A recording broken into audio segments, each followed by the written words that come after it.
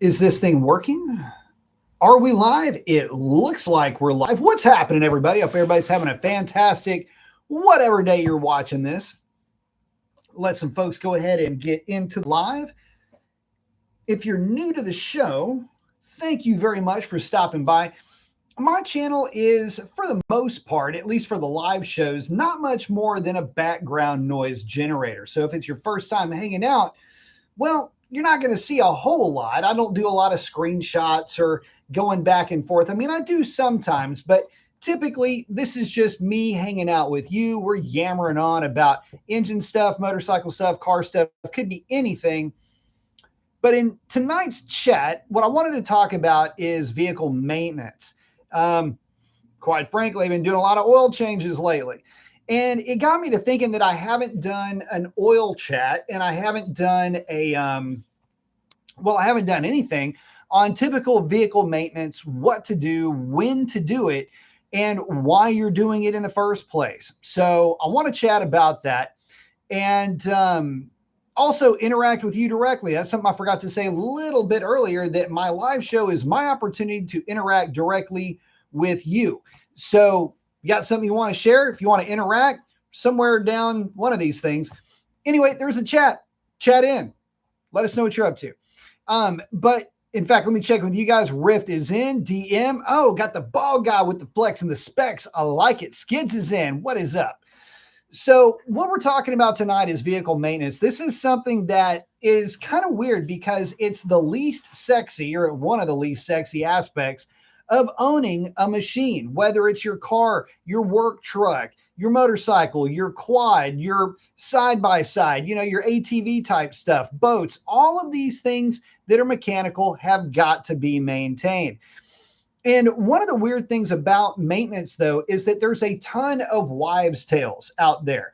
And there's a ton of marketing that can absolutely lead you astray and give you the wrong impression as far as the long-term, and in some cases far too long, promises, hopes, and dreams of the viability of certain products. So what I want to, let me check in with you guys real quick. Riff saying he's fallen down on his maintenance lately. Itch is in. What's up, Itch? Hope you're doing good, bud. Right, seems to be a spicy night tonight. Sharp saying, hey, what's up, B? Traded my GSX-R 600 for a new GSX-R 750. Glad I did. Bro, what color did you get? Man, I tell you what, I came this close to getting that black and gray one, and they had the Captain America bike there, and I didn't get it because I had to have the blue and white, but I mean, like this close. Oh, you got the gray and black one. Okay, cool. So that bike is the same bike that I did the ride and review on. And so get a load of this.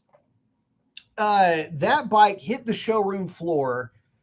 And about a week later, I was able to get it out on the ride and review. And it was because of the black and gray bike that I ended up saying, okay, look, I got to get another one. That's all there is to it. And the funny thing is that so I did the ride and review, and I got to thinking about it. I thought, okay, you know what? There's a blue and white one and the black one. And I knew that the Captain America bike was coming. And I thought, man, okay, if I give this a week and the black one is gone, I'll get the blue and white one. And so I checked, the blue and white one was gone. And I went, okay, let me check on the black one. And the black one sold the day before I made the phone call. So you've seen the blue and white one, but that could have very easily been the bike that I did the ride review, which was the black and gray. Really pretty bike. Riff saying an upper control arm on his 2015 Hellcat broke. That's not good. Yeah, Sharpsticks loving the black and loves the blue and white, likes the black and gray. The reason why I like the black and gray a little bit more at the time was because it's more of a muted color scheme, and I was going to do some different things aesthetically to the black bike that I'm doing to the blue and white bike. But I thought that it looked actually a lot better with the M4 exhaust. So anyway, and updates on the GSX-R 750 before I dive too much into the maintenance chat. Actually, there's a couple of things I want to give you guys updates on. So GSX-R 750 is in the very capable hands of Stubbs Cycles. I have, if you haven't seen the videos yet, I pulled all the body work off of it. I pulled the butterfly actuator and all the cables for that out of the bike. I did the marble mod, and I did what else did I do? Oh, I removed the O2. So, and I did all of that because the new exhaust is going to show up eventually. It's an M4 stainless steel exhaust. And once it comes in, they're going to put the exhaust on the bike because I'm sorry, guys, I'm not messing with cooling systems anymore. I have far too much time and experience with cooling systems, but I also know that it's like if you sneeze next to an active cooling system job, you make a complete and total mess of everything. And I wasn't going to go through that. So I did kind of did all the hard work, and then they're going to handle just yanking the radiator off, throw the exhaust on, put everything back, burp it, and then it should be good to go.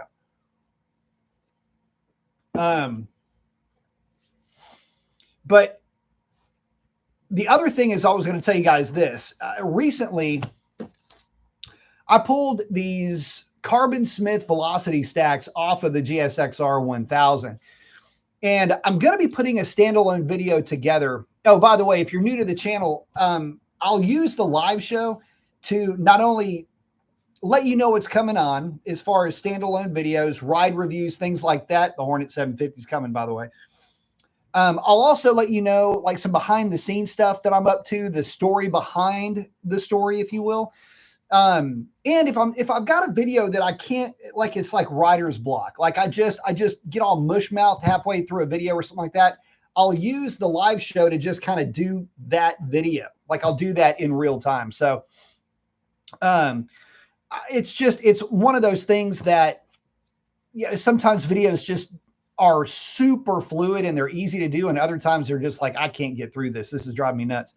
But anyway, the Carbon Smith Velocity stacks are gone. And I went back with the factory Velocity stacks and the factory air filter, and the bike has never run better.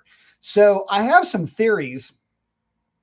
As to why, but I can tell you that that motorcycle has never ran as good as it runs today.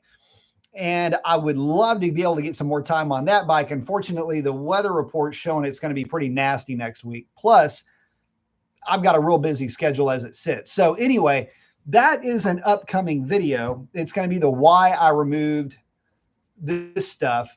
And I just, well, spoiler alert, something, obviously, I don't know if I had a bad batch or something, but I was getting some kind of like flexing because these things are flexible. Well, you wouldn't think that would matter because this is actually a lip. I don't know if you can see that. It sits down inside of the Velocity stack, but because this stuff is so flexy, even with just barely a 2-finger tight on my bike anyway, it was actually kind of hair lipping. So I can do this for you. It was hair lipping the back side of this. So the air's point of view, it would be kind of like this. And I don't understand why that is. Anyway, I worked with them. They tried sending me another base. I had to put it together though. That was, anyway, at least they gave me that part. I tried it out. That is the one they sent me.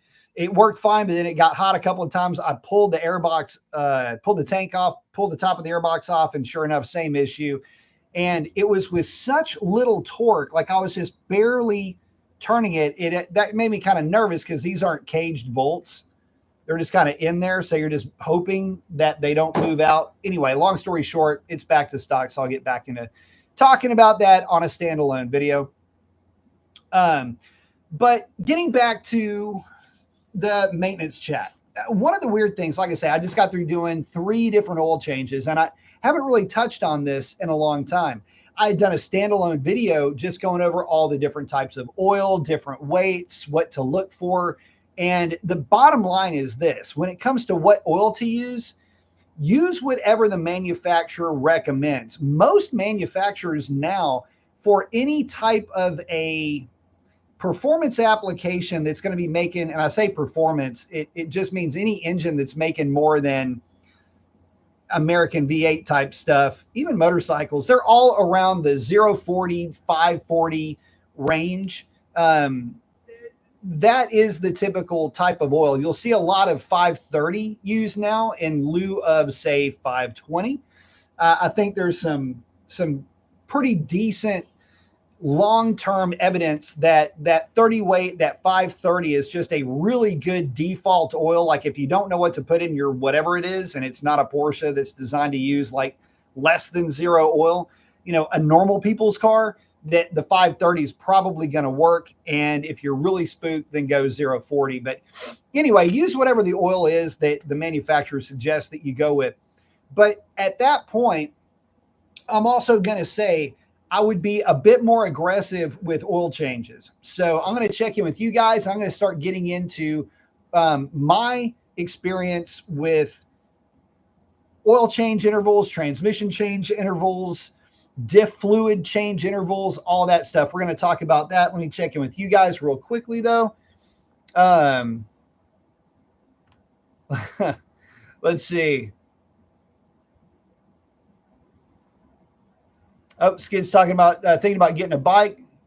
Just don't know what a good starter is. The Hellcat person who says to get a Hayabusa. Hayabusa is an easy to ride bike, but I don't want to die just because I want something that's cool looking. Hayabusa is really easy to ride.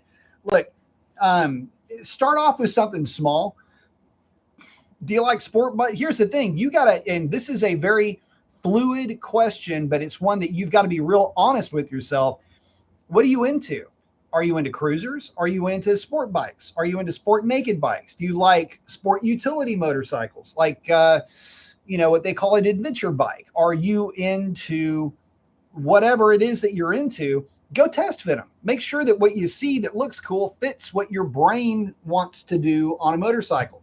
For me personally, I don't fit cruisers at all. Like my brain just can't really seem to gel with a cruiser, but you get me on a sport bike and it's an extremely natural position. Same for adventure bikes, but for some reason, cruisers just don't brain good with me. That's okay. There's folks that do, and that's why they make all the different kinds of bikes that they do. Don't go to the far bottom of the page though when you're getting your first bike. It's not because you can't handle the power. It's because you can't handle anything outside of what's going on with the power if you've never ridden before. There's so much more going on around you, and there's, your field of vision is going to be so tight initially that what you want is you want something that's going to work well with what your body is going to be coming into the motorcycling world, what your body is going to be able to handle in terms of sensory input. The more sensory input you get, the more experience you get, the more you can deal with, and the better your reactions are. And what I mean by better, I don't mean like faster reaction times. I mean, you're reacting properly to what's going on around you. So get something that's manageable. Get you if you like sport bikes, get an R7. If you've never ridden a motorcycle before, maybe look at a CBR 650, the E-clutch bike. But get something that is going to be very inexpensive, and get something that you don't mind if you drop it, or if it has been, and maybe it's a used bike, it's been dropped, whatever. Just get something that's comfortable to you and get what fits you.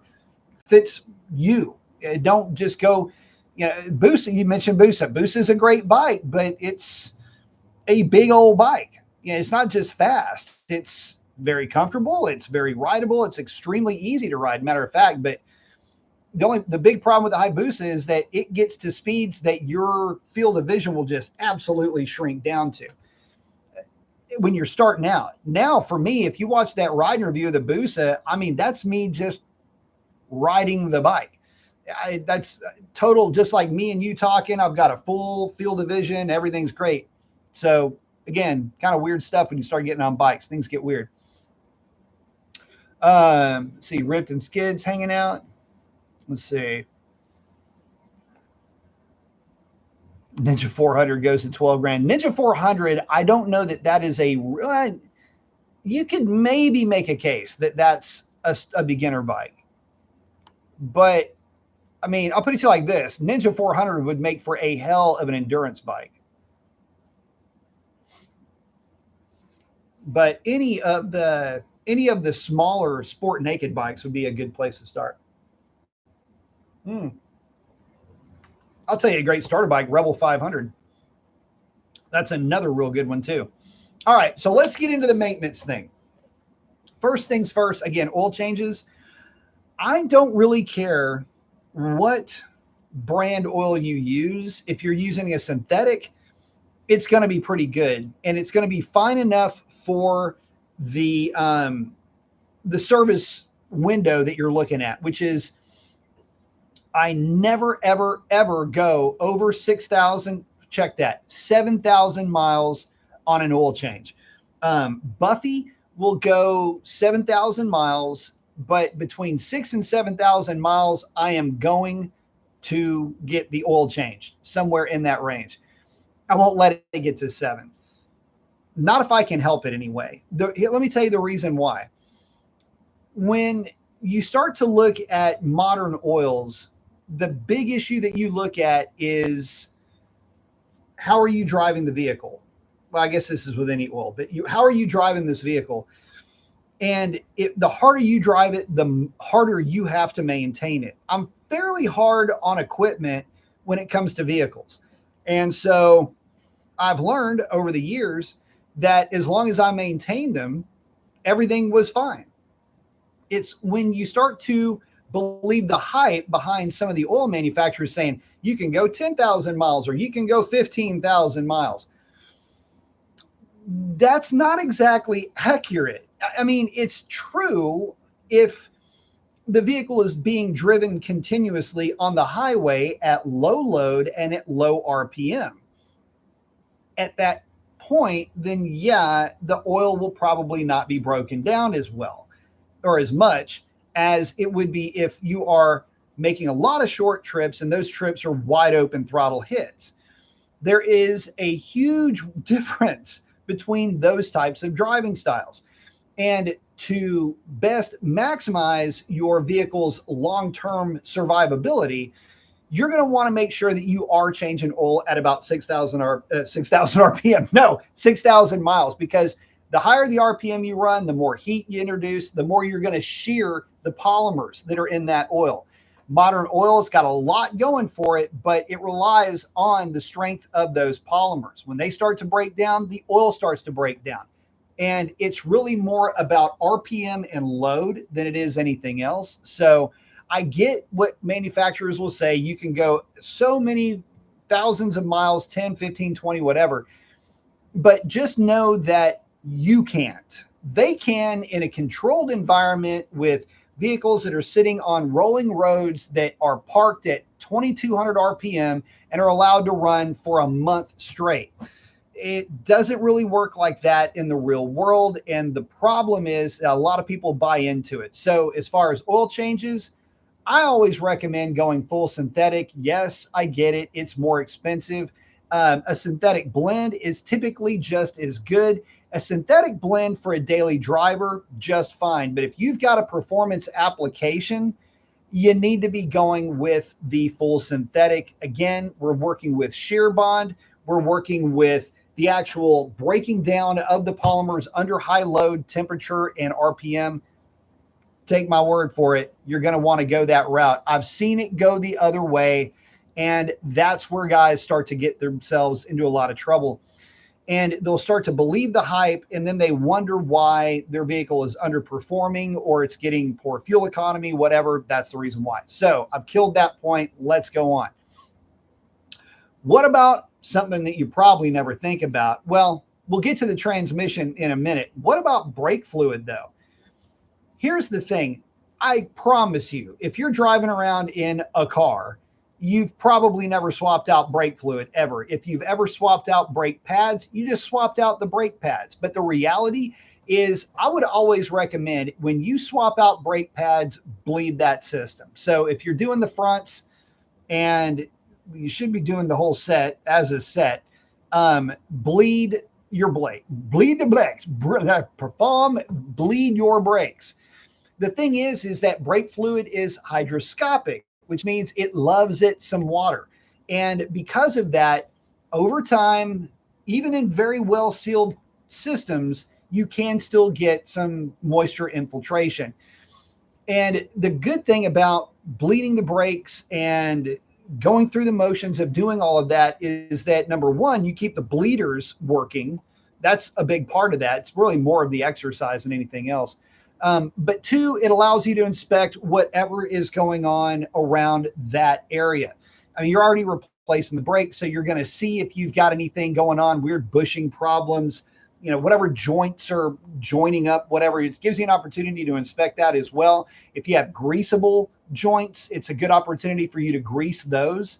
By the way, that's at every oil change, but just while we're talking about it, yeah, if you've got zerts, any kind of grease, greasable, like, could be for some cars, lower control arms, upper control arms, drive shaft, yokes can sometimes be greasable.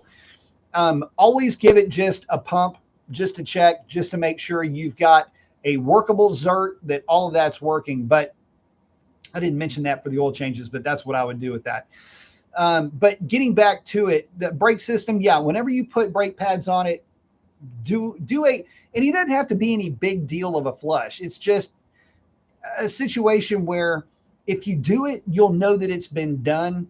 And your brake system is the most important system that has to work on your vehicle. Make sure that it is cared for first. Now, what about the transmission? You'll see a lot of fill for life transmission fluid scenarios. The reason why, and you might have wondered, well, why is it that the transmission can be sealed for life? Well, the reason for that is because the transmission is not a reciprocating engine. It just is a reciprocating assembly.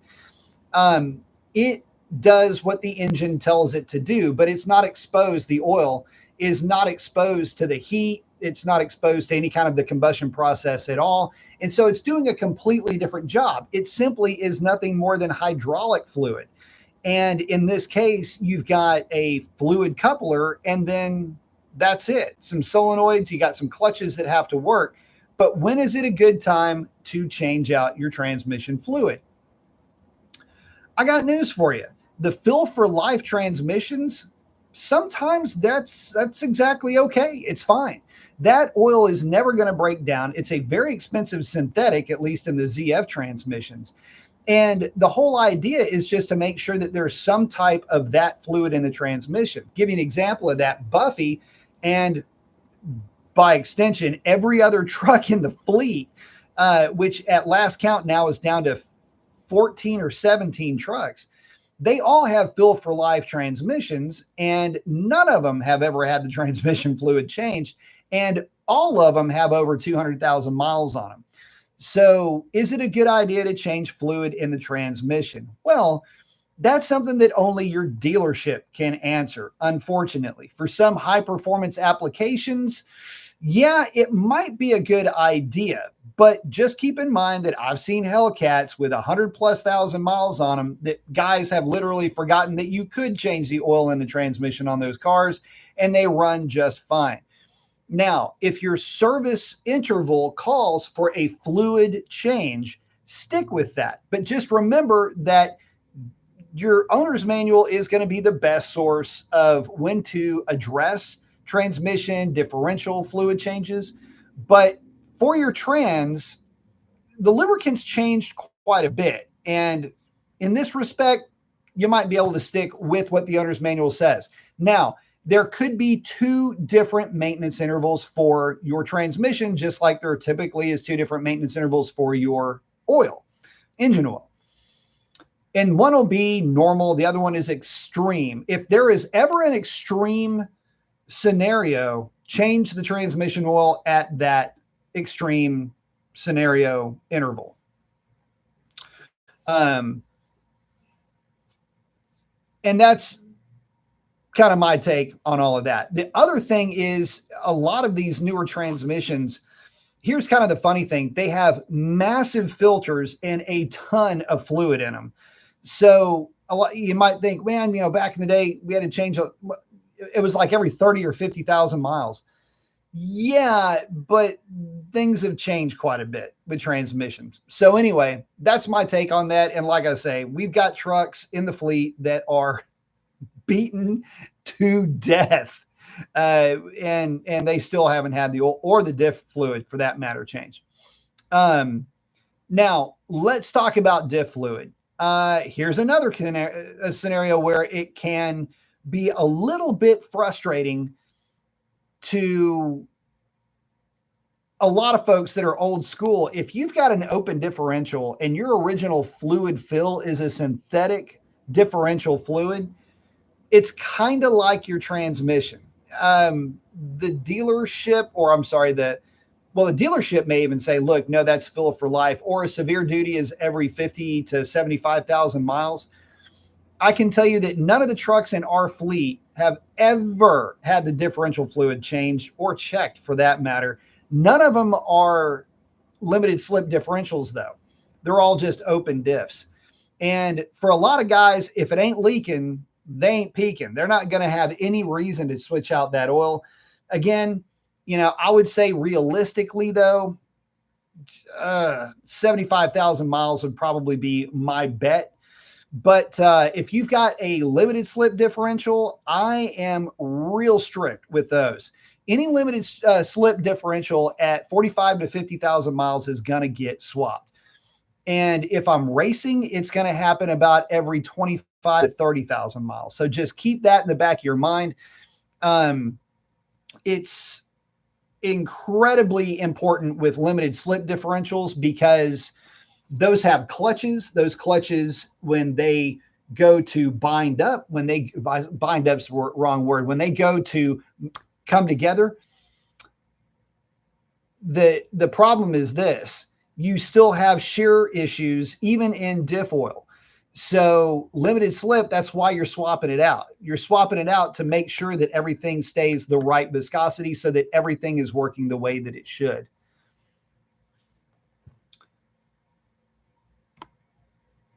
Let's see. Let me check in with you guys real quick.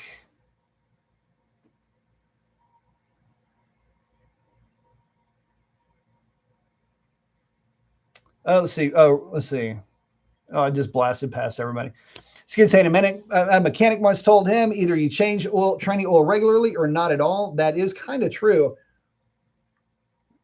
The reason for that is at some point, the extra clutch material circulating around in the transmission actually helps the clutches do their job. Because it's the funny thing is in modern transmissions, though, like I say, there's so much filter media and there's so much fluid in there that transmission fluid really does stay clean for a long, long time. All right, saying I'm from the old school where transmission build change was often and mandatory. Well, that's true too. I mean, a lot of times, I mean, when you frag a trans, it's pretty easy. But yeah. Oh, Riff's asking around, when do you recommend changing transmission fluid? It's just one of those things where you go, well, you might want to, if it depends on how you're driving the car. But a lot of times, there's some guys that just never, ever touched the transmission and they had a boatload of miles on those cars. But they were all street driven and they were all constantly, being at temperature, and they were all sitting at steady states on highways too, with the occasional rip. So in that respect, it's not really putting a whole lot of load on the fluids itself, or at least it's not degrading it all that much. We're saying, I don't know how, but both my 2015 Hellcat and my 21 Super Stock have 21 and 24,000 miles on them. We're saying change oil every 2,000 miles. Good idea. Hard Rock Sam, what's up, man? Good to see you on the chat, my bro. All right. Oh, thanks for answering his email. Absolutely. Yeah, Hard Rock was asking about the new FX package on the S650 Mustang for 2026. If you're not aware of this, it's a bit of a throwback to the Fox body era, mainly in color and in some labeling, some badging. It's got some wheels on it that are questionable. Maybe it looks better in person, but I can tell you that you got the teal back, which I think is kick ass.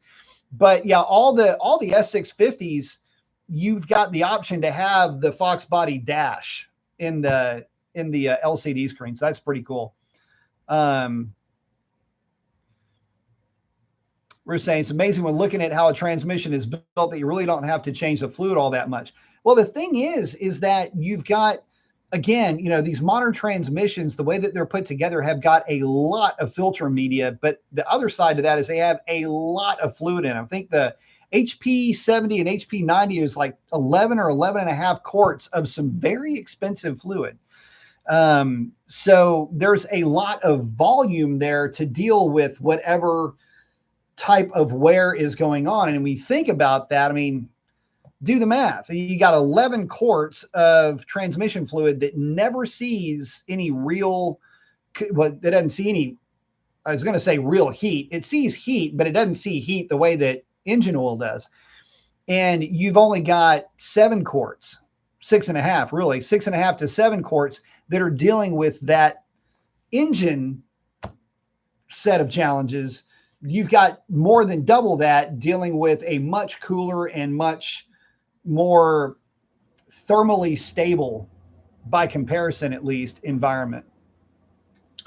So now what are we missing? So we did oil engine, we did oil transmission, we did oil differential. Now let's talk, we did oil and oil brake fluid. What about the cooling system? Guys, this is one area where you've got to be real, diligent with staying on top of maintenance. This is your cooling system. And this is something you've got to stick to. About every 5 years, every 4 to 5 years, that system needs to be flushed and refilled. Let me tell you what happens. So when you start looking at, how do I put this? When you start looking at what can fail with absolutely no kind of warning whatsoever, it's your cooling system. One of the key issues, and this is a major issue, one of the key issues is that the water, if you are not using distilled water, is incredibly corrosive to everything that it's circulating through in your engine. To make matters worse, it's under pressure. So manufacturers of antifreeze have lubricants that are built into the antifreeze, as well as anti-corrosive additives, which keep it basically from eating the aluminum alive, either in the block or in the cooling system, or both. And so those are ablated materials, though, which means that they are consumed through use. So after a period of time, yes, it still is an anti-freeze, but you've lost a lot of what makes it, you've lost lubricity and you've lost anti-corrosive properties within that particular batch of fluid that's in your vehicle. And so that's why it's so important that you do a drain and flush, again, about every 4 to 5 years. This has nothing to do with usage necessarily. As a matter of fact, if you don't use the vehicle, it's probably going to be best to change it out every, at most, 4 years. And again, if you're using the vehicle very often, 5 to 6 years. But again, it's how are you using the vehicle? If you're under constant loads and you're not really dumping a ton of heat into this thing, or you're not dealing with a lot of freeze thaw, it doesn't really matter. Again, we're not talking about the antifreeze component. We are talking about lubricity and anti-corrosive. I have seen, and this is no joke, guys, I've seen guys that were fairly dogmatic about how often they changed their cooling system fluid, whatever it was. And they never had a radiator leak. They never had a water pump fail, or if they did, it was so deep into mileage that you'd have thought they'd be on their second when they lost their first. And Now, that being said, modern radiators are junk. They use plastic end caps, and so that's not really a good look. But anyway, the main issue is making sure that you are swapping out your coolant realistically every 4 to 5 years. 5 years is a good pivot number on that.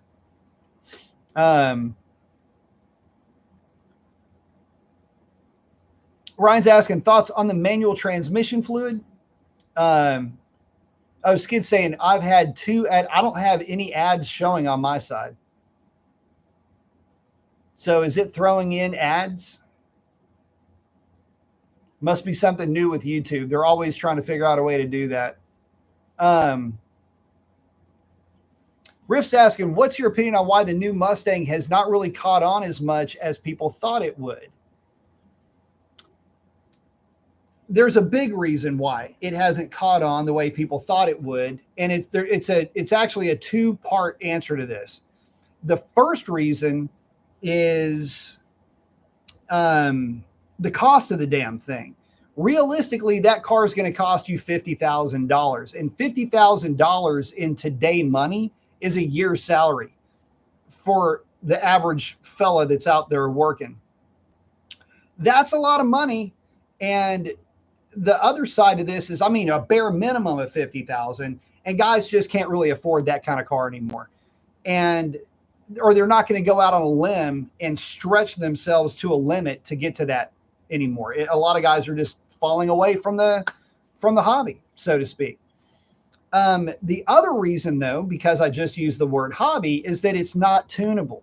They haven't cracked the code on that thing. And so guys don't buy Mustangs to leave them stock. Not being able to put a tune on the thing is a bit of an issue. Now, you know, you could have an argument, well, does it need a tune? I mean, these modern tunes are really freaking good. And I think that nowadays, in, you know, the year of our Lord 2026, I'll put it to you like this. It's a rarity to find a bad transmission tune. It's a rarity to find, especially with the Fords. I mean, we're talking about this Ford specifically. It's hard to get more power out of the Ford because of how that computer is tuned and how it works from the factory. Quick behind the scenes on the Ford computers, it will literally throw as much timing at the vehicle, whether it's a car or a truck, as it will actually take until it sees knock, and then it pulls back. It'll pull back like a degree or two, just like your tuner would. So when I was doing all the tuning on Whitey, the F-150, Whitey kind of kicked my ass a little bit. About the only thing I could do with that truck was to play with some shift points, and that was more about feel. I mean, I was going, okay, is the truck pulling when it shifts? Okay, cool. Is it nosing over when it shifts? Okay, that's not cool. But getting more power out of it, forget about it. It didn't even matter what I told the computer to run timing at. If I said, look, I want 30 degrees of timing, the truck would go, okay, I'm going to give you 36. And if that's cool with you, I'm going to run 36 unless there's a problem with 36, and then I'll run 33. And if I don't see a problem at 33, then I'm going to bump it to 34. Yeah, I get it. You're asking for 30. That's cute. We're going to try it out here. And then that's what it does. And so it will literally throw timing at it until it gets to a point where it can't anymore. So just kind of an interesting thing in that respect. This kid's saying, I would just get a GT convertible auto and drive the dang thing for sure.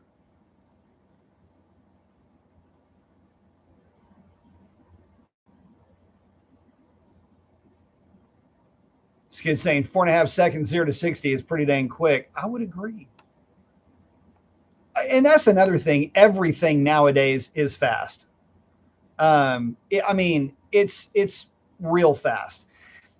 You know, this is okay. So a lot of guys are just boo-hooing that you can't tune the new Mustang. I'm going to tell you that the new Mustang, the way that it's tuned is making more power than back in the day tuned cars would make. And don't get all miffed that you can't tune your car, because number one, my experience is that they are as good as they are because they're tuned by people that are paid a shitload of money to get it right and to still keep the thing warrantable. I'm going to go a bit of on a soapbox here, and I'm just going to say this. Whenever I've tuned cars for folks,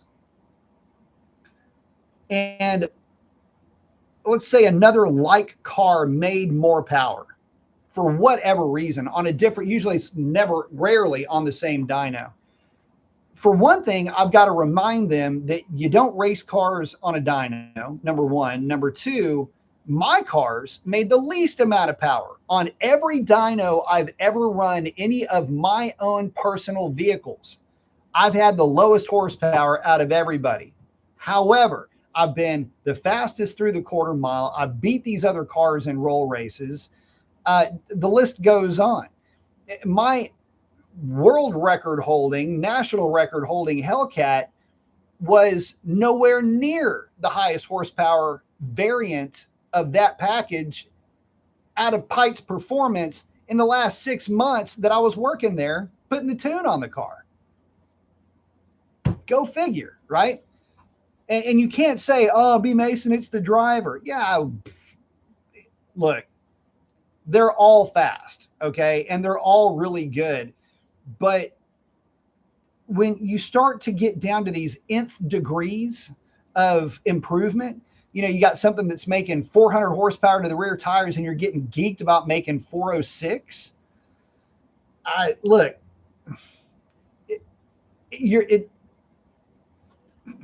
the rule of thumb is that you don't feel it until you get to 5 to 6% anyway. So what are you getting? You're just getting more stress on the car. Maybe it is making more power, but now you're up against a fuel quality threshold that you weren't up against before. So again, you've got to remember that there's so much more to, and this also ties into maintenance, by the way. There's so much more into putting together the right tune for the right application. And it's not about making peak power. The peak power thing, dirty little secret, a lot of tuners, they'll have you sit there, watch, oh, you want something? Okay, we're going to tweak this thing. We're going to get it, and we're going to tune this thing on the dyno to where it makes the absolute most power we can get out of this thing on the dyno. That is the easiest thing to do. It's just fuel and timing changes. And then you hand them their chart, go, hey, man, listen, I'm going to button this thing up. And they all go in there and pull 2 or 3 degrees of timing out of it. It is what it is. So it's because they don't want you to blow it up or be on the verge of a fuel quality issue, all of that. It's a complete headache to have to try to explain that away. Slash is in saying, I'm finally catching a live. Very cool. Thanks for coming by, brother. Skid saying, I'm still a Mustang fan. My first car was a 66 289 auto. Very fun car. Mom had a brand new 91 GT at the same time. Sweet. Hard Rock's asking, the new Corvette ZR1X thoughts? I don't have a whole lot of thoughts on that car. It's all-wheel drive. It's, was that also a hybrid? Anyway, it's listen, these newer cars, I'm not going to say they're soulless. They're just far too dang clinical. In the motorcycle world, this gets handed out a lot to the BMW S1000s and the R1000s. They're just too good. They're soulless in their approach. And a lot of the Corvette stuff, there's no, I don't know. There's no grease on the plate with some of these cars. That's not to say they're bad, but I don't know. I'm just, E-Ray, very cool car. Love the concept of that thing. Love the ZR1. Love all of them. But I got to say, I don't know. The only thing about the ZR1X, I would have hoped they would have called it Zora, but kind of is what it is. Oh, Skid's talking about the 5.5 liter sounding like an Italian. Well, okay, so here's the funny thing: 5.5 liter flat plane V8. That is a monster flat plane V8. The secondary imbalance on that engine has got to be. I don't know how they're managing that. I'm sure they've got some type of some way to balance that out really well, because what they were finding out about flat plane V8s back in the day is realistically, they were finding out kind of the same thing that you run into with 4 cylinders. So a 4 cylinder and a flat plane V8 are the exact same thing. There's nothing that really separates the two from a secondary harmonic or secondary imbalance. And what they found back in the day is, I want to say it was at 2.6 liters, maybe 2.7. That was kind of the functional limit. And the reason for that is that to get any more power out of the engine or spin it to a higher RPM to get the power, the engines would become very buzzy, and you had to start employing a balance shaft at that point. So the way you get around that is you just make the engine smaller, and that way it allows it to rev to whatever RPM you want it to rev to make the horsepower that you want. And then you gear it appropriately, and that way you have a mechanical advantage to get the snap and the torque that you want out of that thing. So that 5.5 liter is a big old flat plane, man. I don't know how they're doing it, but apparently they are, and it's doing a good job. How do I say it's lacking the vibe and the character of the older vets? Yeah, the problem with me and Corvette, and I will be real frank with you guys, there was a point in time where I would have had one of those Corvettes if it had a manual transmission or if it had a traditional automatic.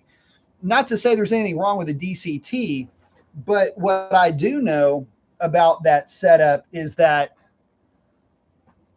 the setup itself is really good, but the issue that I've always seen with DCTs is that they cook clutches. It's hard to keep clutches in those things depending on how you're driving it.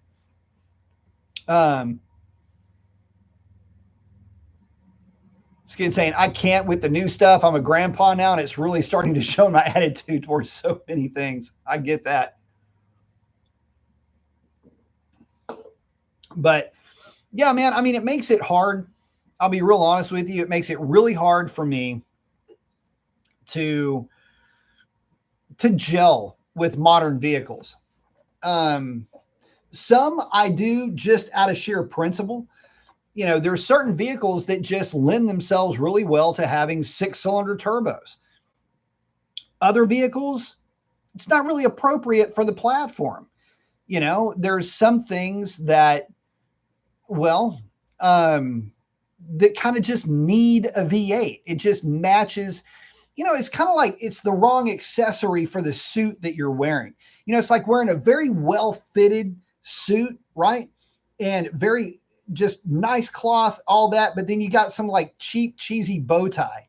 That's the way I see, that's the way I see V8s in some cars. And that's the way I see inline six turbos in others. So, you know, it just, to me, I don't know how I got off on this tangent. I started talking about flat plane and it just kind of spun away from there. That happens on a live show, by the way. Thanks for stopping by if it's your first time. But anyway, getting back to it, what would I prefer in terms of, talking about the Z06 and the older cars and all that? Look, give me the C7 Z06 every time, all the time. That's the vet for me. It's my favorite vet to drive ever. And of the cars that I've ever driven, the C7 Z06 is my all-time favorite manual transmission car to drive.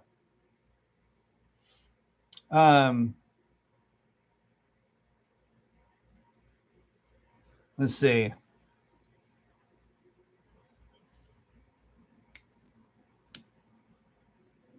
Oh, Sam's checking in with Skids. What's up, man?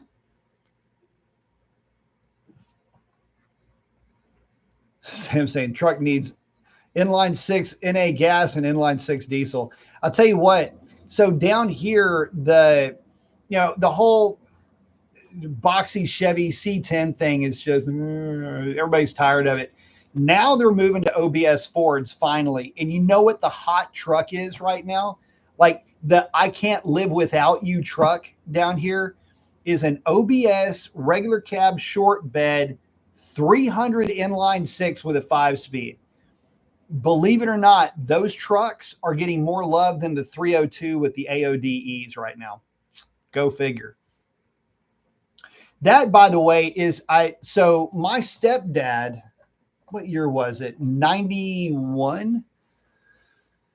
Had his company just gifted him. He would, part of his bonus structure was a company vehicle. They gave him a, whatever year that was, red 5-speed inline six F-150. And I loved that truck. I freaking loved it. And that was the one truck of several that he had. It was that truck, an F-250 with a 351 and 410 gears, by the way. That truck was fun to drive too, but it was the inline six with the 5-speed. I have no idea what rear end was in it. The white F-150 and the red, the white F-250 and the red F-150 were trucks that were company trucks. They gave him a black extended cab F-250. And damn, man, I really wanted that red truck. I was just like, okay, is there any way we can buy this thing? Because I freaking loved that inline six. I thought that was the shit. And everybody else like, V8. I'm like, dude, I love the way this V6 rips. So may not be the fastest thing, but it was fun. DM saying Ford High Boys are popular right now.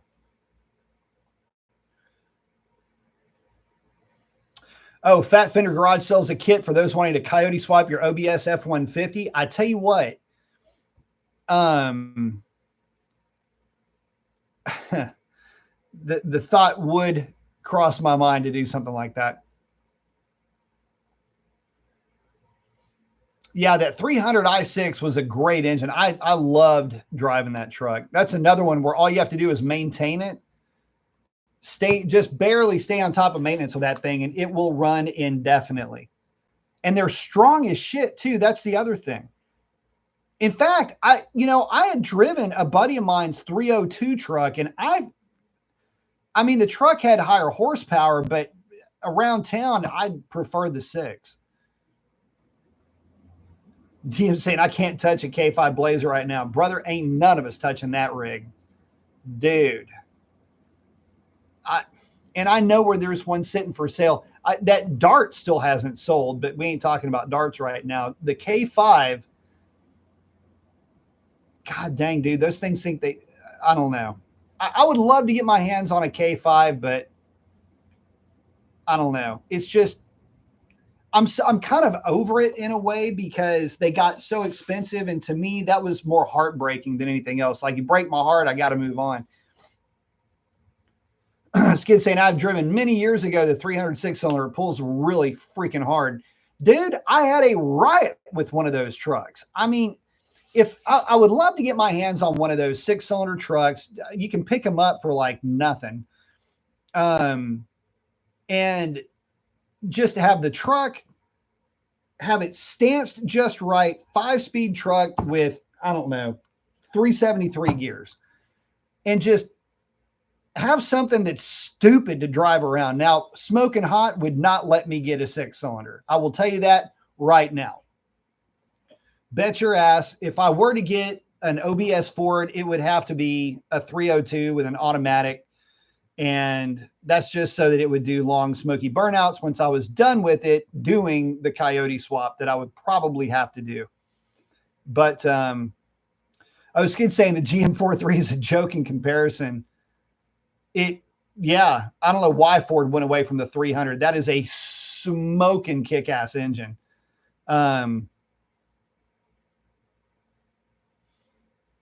Hard Rock saying Quentin Brothers did a Viper engine transplant in a 70 Challenger.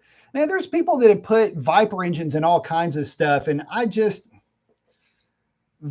And look, y'all know my history with Vipers, but I just could, I don't know, not really. It's hard for me to say this. And I love the V10 as an engine. It's a really good, very durable engine, by the way.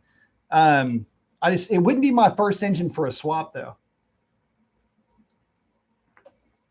But you know, Dodge had the super stock cars had the Viper engines in them.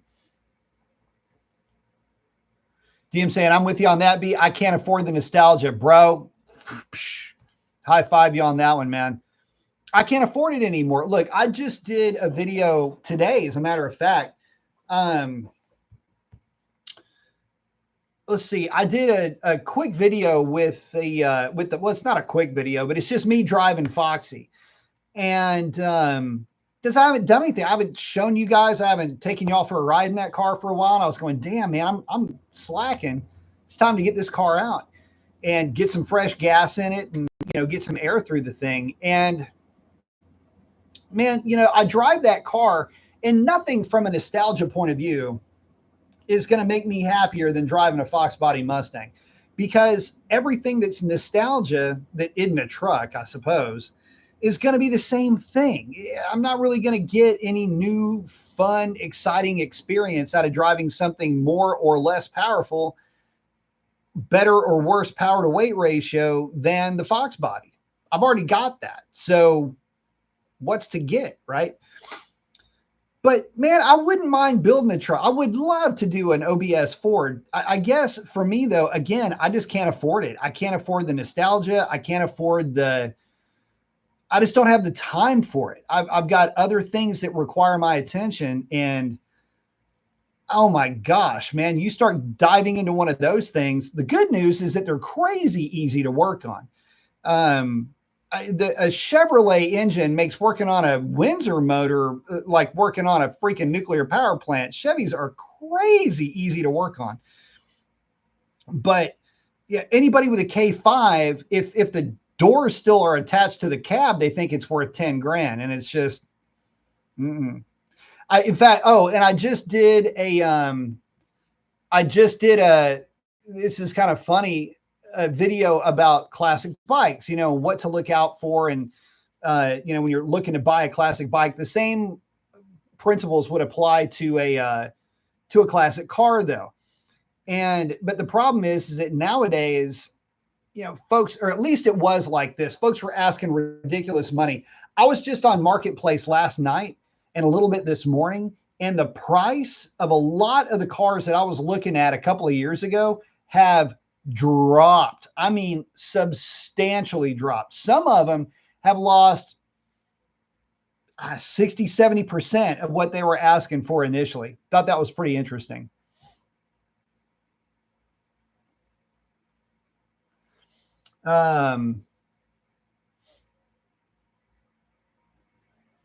Sam's like a late bullnose with a 5.4 swap. Oh, Sharp's asking about the Kawasaki ZX6 recall. Damn it, boy. Yeah. Okay. Speaking of maintenance and whatnot, this isn't something maintenance would fix. So for you guys that don't know, the ZX6 Kawasaki, it's their flagship motorcycle. They sell more of this bike in terms of sport bikes than any other. For 24 and 25, they had a main bearing issue. And we're talking, this is going to affect close to 15,000 motorcycles. And one of the issues that they have is that it can cause a potential lockup scenario. And so what they're telling folks to do, it's a do not ride, do not sell recall. And for the motorcycles that fall within this window, they either get a full set of bearings or they get a whole new engine. So that's a real bummer, because the 636, which is the ZX6, is a hell of a bike. It's a hell of a bike to the point where I damn near bought one myself. So I hate to see that.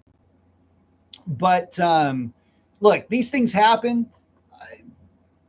These are manufactured things. It totally sucks.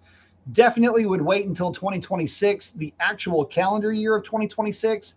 And I mean deep into it, like March, April, before I bought a new ZX6. They'll be fine. I'm just, it's a bummer that this has affected so many bikes. And it looks like it's only the United States market that it's affecting right now.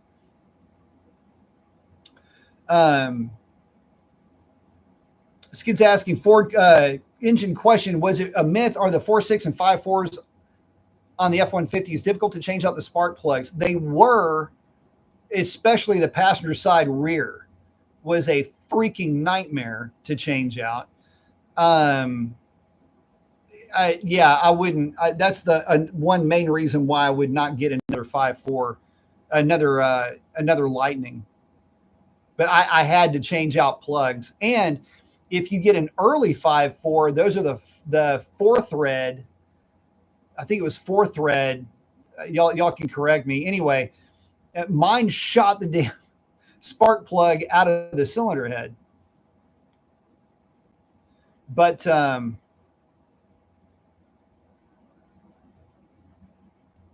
yeah, I'm with you, DM. I can't afford the nostalgia either. Hell, I can't walk past the Fox body without $100 falling out of my pocket. So you know how that is. Oh, Rock Hard's liking the review on the Hayabusa. Man, I tell you what, that bike, let me tell you something. I even told Hunter, I said, look, man, you need to keep me as far away from that thing as you possibly can. I can't afford that one. And when I did the riding review, the thing is that bike is so good and so much just a good bike to ride. I tell you what, it would not take much to convince me to get a Hayabusa. I absolutely loved my time with that machine. It's not peaky in power at all. It just is a lot of power all the time. And it is silky smooth. DM's talking about Foxies and Z28s are more popular. Cold War kids like them. Absolutely. Love me some Fox body. If you get a chance, check out that video. It's a lot of fun. It's just me chatting with you guys while I drive the car. But anyway, I was having fun with it. Like I say, I rarely get a chance to get that car out. So when I do, I try to make the best of it. But guys, with that, I am going to go ahead and wrap it up. Listen, I'm just going to wrap this chat up on the maintenance, though. I know we got a little bit off topic, which we always do, by the way. So if you're new to the channel, we'll start off pretty good. We'll start off pretty much on track, and then things will start to devolve around the 30-minute mark, sometimes around the 15-minute mark on the short shows. And then we'll start end up talking about other stuff. But anyway, look, when it comes to maintenance, stay on top of it. Be mindful of this. I think the most important advice I can give when it comes to maintenance is just know that you have got to maintain the vehicle. Don't fix it. There's sometimes people it slips their mind, but it's the most important thing that you can do. Also, here's the other thing, and I hadn't mentioned this yet about the maintenance part of this. Hoses, belts, things like that. All of those parts that just seem to be just fine. Why would you swap them out? You need to swap. Like when you do the radiator fluid swap, change out every hose that you can get your hand on. It's a good opportunity, if you haven't done already, to change out the serpentine belt. There are so many components that are basically still consumable. Remember, fluids, hoses, belts are just the same as tires and brakes. They're considered to be consumable parts. Make sure that you consider that as part of the cost of living when you're dealing with whatever kind of machine that you're dealing with. And with that, guys, I am going to wrap it up. Listen, get out there and do something cool for somebody. Chances are they need it way more than you know. I want to thank each and every one of y'all for hanging out with me. And we'll catch you guys on the next one. Thanks again.